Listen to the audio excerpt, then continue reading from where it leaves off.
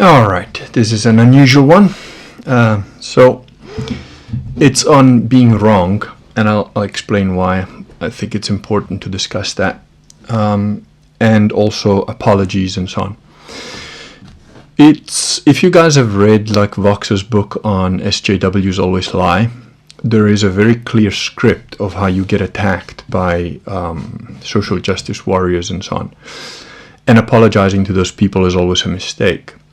However, that said, we all make mistakes. We are all wrong, probably multiple times a day. And I am not of the opinion that when you're totally wrong about something, you should pretend that you're not. I don't agree with that at all. And I'm also, I've got pretty strong opinions about stuff and whatever. But if somebody can demonstrate to me that I'm wrong, even if I'm in the middle of a heated argument, the moment they do that, I stop and I say, right, I'm wrong. See, being wrong is not the end of the world. It's not a big deal. It really isn't anything. Think about it. The way I think about it is like this. How many times did you fall over before you learned how to walk?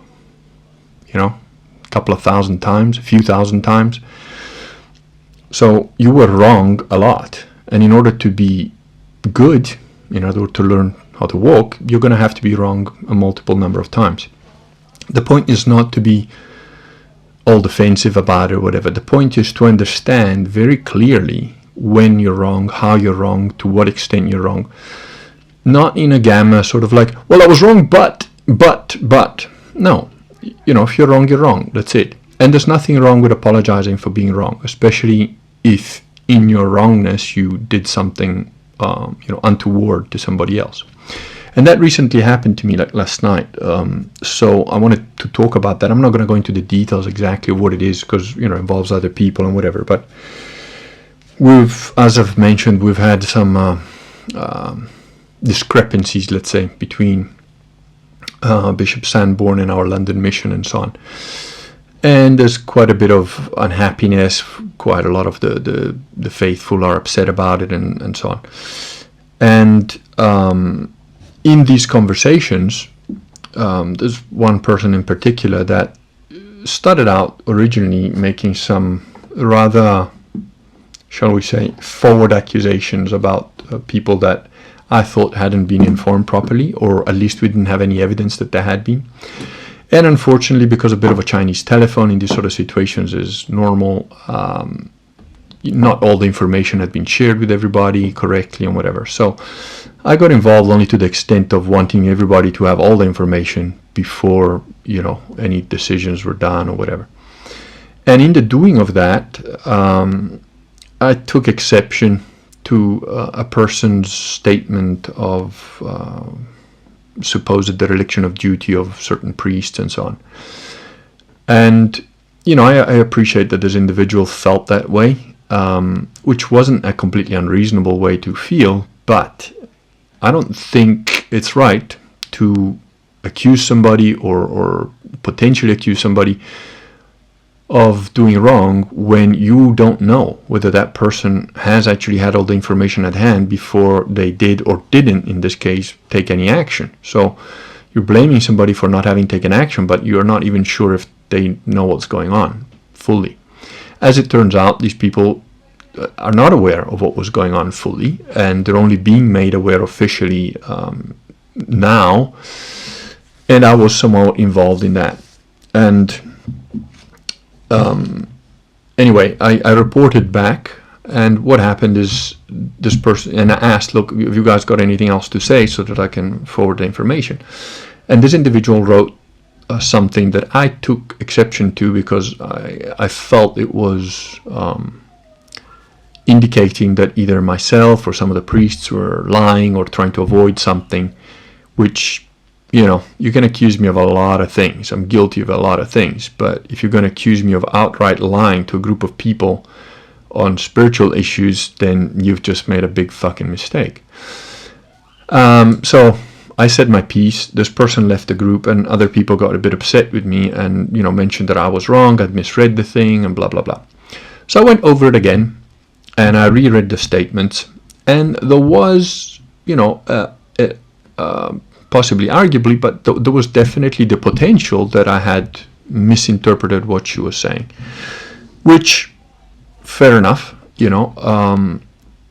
I've mentioned here many times before that turning the other cheek applies to personal things and not as a generic Bible churchian thing where it's like, somebody breaks into your house and starts trying to attack you, that, you should turn the other cheek. No.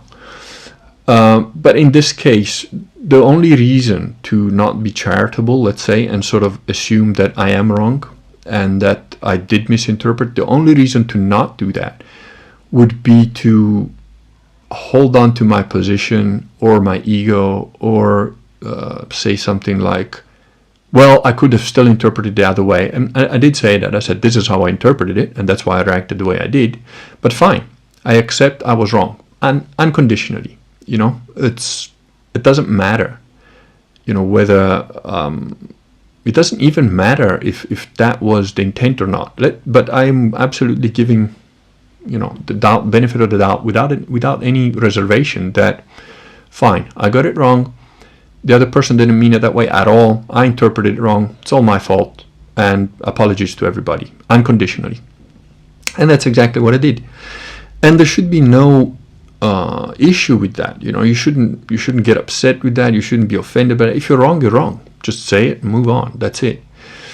And actually, it's positive. Whenever you admit that, it's a positive thing, because one of the other things that became clear, as a result of this interaction, was that my way of being very direct, very open, and very clear upsets people, generally offends them, makes them think I don't like them or whatever, and that's fine. I've had that my entire life. It's not going to change now. I know why it happens, and it is what it is. So, but overall, in a group of people, it's counterproductive if you're dealing with a group of people that is, average, normal people, good people. They're all good guys in there. There's no bad people there at all. So if I am divisive just by my nature because of how I do things or whatever, it's wrong for me to continue to try and impose my... and I wasn't imposing anything, but it's probably not a good idea for me to continue trying to be helpful in a generic sense to that group. It's better if I just, okay, I've done my bit, that's it, let me hand over to somebody else.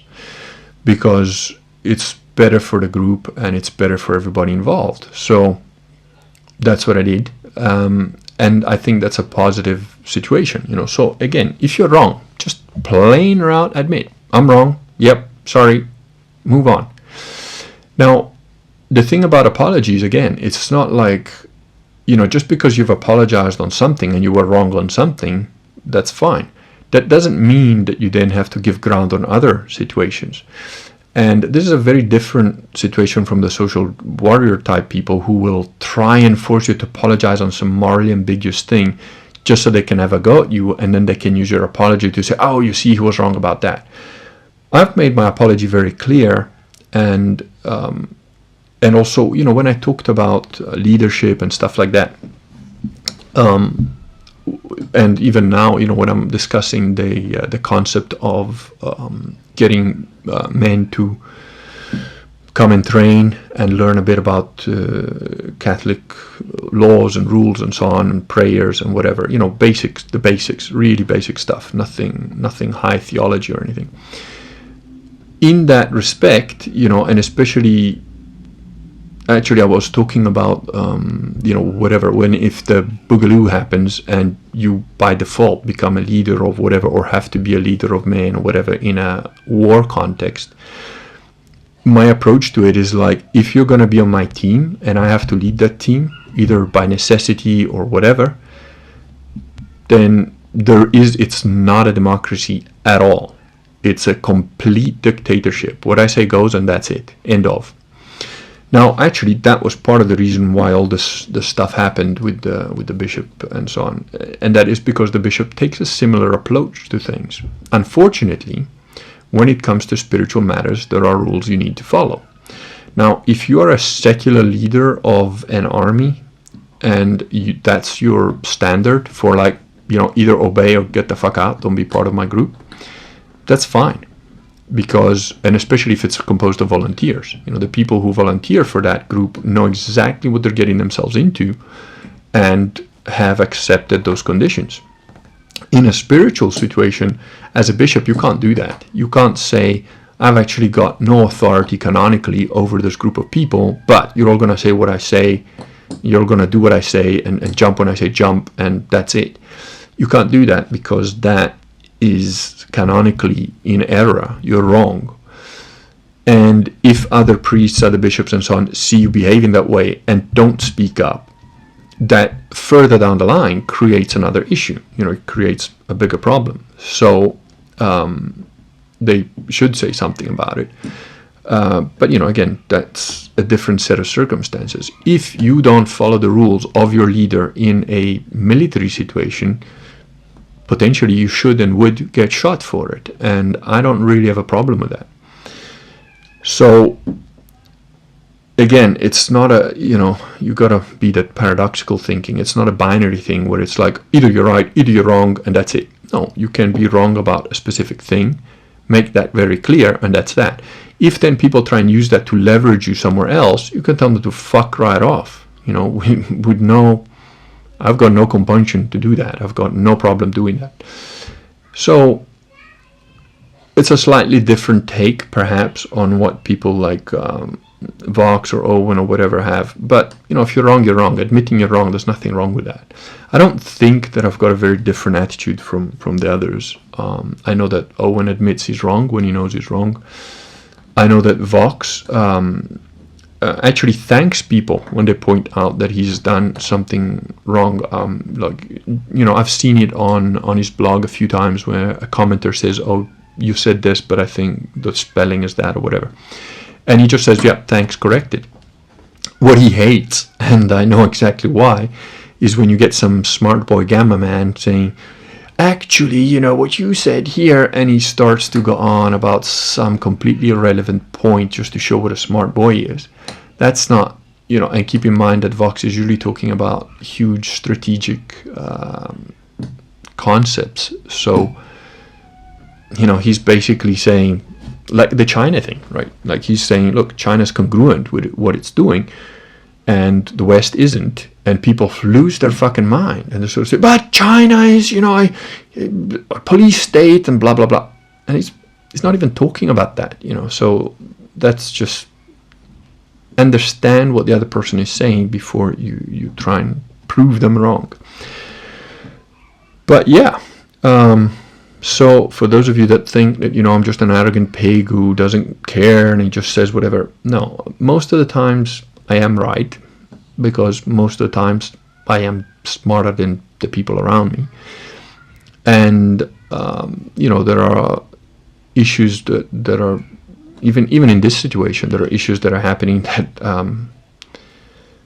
it's quite clear what the intention was from the beginning, and it could have probably been handled differently, but, whatever. So, yeah, that's my topic for today is, if you're wrong, you're wrong. Just say it. No issue, and move on. And don't let you being wrong about one aspect of something let anybody push you down another path on a completely different topic, or on a somewhat related topic where they're trying to use emotional blackmail on you. Emotional blackmail has zero chance of succeeding with me. I can thank my parents for that pretty much, and that's not really a good thing, but yeah, I'm not susceptible to emotional blackmail in any way, shape or form. And that can cause also problems with other human beings, because emotional blackmail is used throughout society nowadays in a number of ways. And as soon as there is even a hint of emotional blackmail, I'll tell you to go fuck yourself without thinking twice,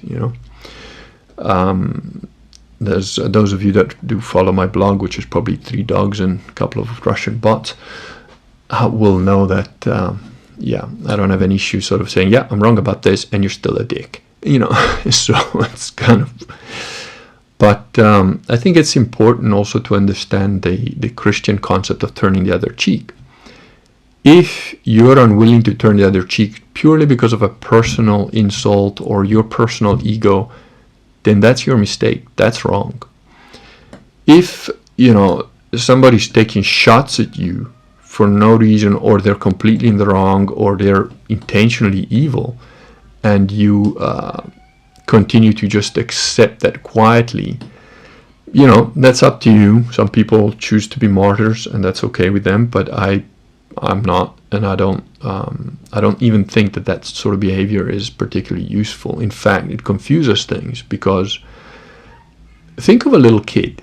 Think of a little kid watching his dad or his mom taking some kind of abuse, which is wrong, and just keeping quiet about it, and taking it and taking it and taking it. What are you setting up your kid to learn? And when I say a kid, it's not just a kid, right? There are people in the 30s out there, millennials, that haven't got a fucking clue. And they just sort of think, oh, politeness and political correctness is how you should behave. No. Political correctness is essentially emotional blackmail. And it's a communist, socialist, socialists become communists, communists become mass murderers. It's a communist idea that you have to submit to everybody else's way of doing things. Like Lysander Spooner said, well, if 1 million people are wrong and one man is right, it doesn't make the wrong people any more right just because there's a lot of them. Keep in mind also that most people are idiots is a fact, especially when your IQ is, a couple of standard deviations or more above the curve. So if 10 billion people said that 2 + 2 is 6, and only one person said, no, it's 4, it doesn't matter what the numbers are. That one guy is right and everybody else is wrong. So, you have to understand that. So I hope that's clarified a few things. It's a useful, it's not going to make you any friends, like I really need to update Andrew Carnegie's book, Make Friends and Influence People. I really should write the proper book on that one, because I think I'm the guy to write that book. And I think I'll entitle it Making Feuds and Influencing People. Instead of friends, I'm good at making feuds with people. Let me just put it this way. You're not going to have vast masses of people agreeing with you if you're dead honest. In fact, you will probably have crowds of people trying to burn you at the stake and nail you to a cross. That's what tends to happen. But those friends that you do have, they're going to be people that are willing to stand next to you right till everybody's dead and beyond it. So I prefer to live that way. I think that's a better way of living. And I think that if every human being took that approach, we would have a much better planet to live on. We'd probably have a lot of dead people initially, but things will sort themselves out afterwards. It's kind of a feudal Japanese type way of living, but everybody's polite. Nobody's gonna go out of their way to bullshit you because they know their life depends on it if they insult you wrongly. And the egotists and so on get wiped out pretty quick in a very drastically honest society. And that's why, for example, what's happening with Donald Trump, people are going fucking insane. And they're going insane because that guy is actually pointing out, and he's a master of rhetoric, he's pointing out that the hypocrisy of the news media and so on in ways that are just so outrageous and so funny in a way that it just upsets people. Or like his son with Whoopi Goldberg, it was recently on The View, I think it's called, where I think Whoopi Goldberg tried to say something like, oh, but the dignity of the... And he said, well, we're talking about dignity? You basically said that Roman Polanski's rape of a child wasn't rape. Fuck dignity isn't that. And he was absolutely right. Whoopi Goldberg is disgusting. Roman Polanski raped a 13-year-old girl. Okay? And I don't want to get too graphic, but he raped her vaginally, anally, he did all sorts to her. This was a 13-year-old child that was drugged on purpose so that she could be raped by Roman Polanski. As far as I'm concerned, Roman Polanski should be strung from the nearest lamppost, right? Just to be clear. And anybody that tries to protect someone who does that should be strung up right next to them. That's my belief. That's my opinion. If it were up to me, if I become emperor tomorrow, that would be the first law that I would pass. Absolutely, certain, with no doubt, pedophiles that abused, raped little kids, string them up. I'm not talking about a 14-year-old having sex with a 13-year-old where it's consensual. That's a complicated, messy situation. I'm talking about where an adult man rapes a 13-year-old child. He should be absolutely put to death, no question about it, in public. I believe it should be a public execution. And anybody that tries to defend somebody like that should be executed right alongside them. Honestly, that's my opinion. Now, if you think that's wrong, go ahead and prove me wrong. Because I've got a lot of, here you go. There's a controversial opinion that I have. And if it were up to me, I would pass laws to make sure that happens tomorrow. If you think that that's wrong, theologically, from a Christian perspective, from whatever you want, go ahead and prove me wrong, all right? I've got my arguments for that, and here's a nice little exercise for you, for all the gammas. Let your inner gamma go. Try and prove me wrong on this concept. And yeah, that's it. We've now got like I said, I can't remember now if it's 2 or 3 people that want to do the sort of get together and have a little bit of basic training and a little bit of basic catechism. So if there's more of you in the London area, there's quite a few of you that are not in London, that are not even in the UK, that have said, oh man, if I live near you, I would definitely go for that. But the thing is, if there's enough of you in a specific location, we might be able to do a little seminar there. I mean, I've done this before. I've done seminars overseas or whatever for when I was teaching Systema, which I'm not doing anymore. But I can do again to a certain extent. I don't really want to get into the physical side of it too much because, like I said, I'm 50 years old. I've got a family to look after, and injuries just take longer now. Plus, I'm not really interested in that aspect of it. But I could certainly teach it. Doesn't mean I have to take part in it so much. I could still demonstrate things or whatever, but I'm not interested in doing the sparring. I've reached a point where for most of my life I was asked to teach martial arts, whether it was karate, system or whatever, and I did reluctantly because I much prefer training to teaching. I've now reached a point where I've trained enough that I know what I know. It's probably not going to improve very much from there, and the type of training that I do enjoy doing is training that is very advanced and so very boring for most newcomers. They wouldn't understand what the training is about. It would be very repetitive, very boring for most people. But I've now reached an age and a point where teaching would probably be all right, and especially if there's a couple of good young guys that can learn well, and then they can do the physical stuff and demonstrate the physical stuff while I give them the practical advice on how to keep improving.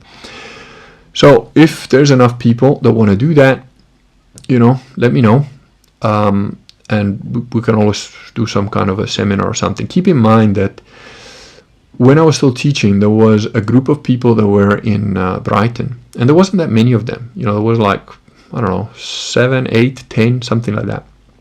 And I told them, look, I can once a month, if you guys pay for my my trip there, they'll have a location to do it. If you basically fund it. In other words, if I don't have to spend my own money doing it, I'm happy to come and teach you guys once a month, and I'll do a 4-hour session or 4 or 5 hours once a month, because that's the time I had available. And they did this. After 4 or 5 months, which is not that long, right? It's like 5 sessions, about 20 hours. But again, 20 hours, if you're training 3 times a week for an hour, a week, an hour each session, it adds up to like several weeks of training. So, and there you were getting it all in one go. And then they did their own training by themselves without me there. So I'd come in, do a 4 or 5 hour session. They'd learn stuff, they'd then practice it with each other and whatever for the whole month. And then at the end of that month, again, I'd do another session. It worked really well. And some of those guys went on to become really good practitioners, and some of them then moved and whatever, and had to. Some of them joined the regular classes as well because they moved location. It was really good. It works. So it's not impossible, and it's, keep in mind again, if you're trying to raise up the hardcore Catholics or whatever, you're going to have to be that leader. I got a couple of comments, emails or whatever. It's like, oh, but I'm far away. I don't know where to find such a thing. You be the leader, You don't have a community around you. Guess what? You got to create it. It's your job. It's like the Gamergate thing. I am Gamergate. And you can too. It's the same. I am Catholic. And you can too. So go for it. All right. That's enough for today. And I hope I've given you a slight better look. I expect any gammas will bring themselves out. And I've given you a little outlet to try and prove me wrong about how I would deal with pedophiles if I was made emperor tomorrow. Okay, that's it for today.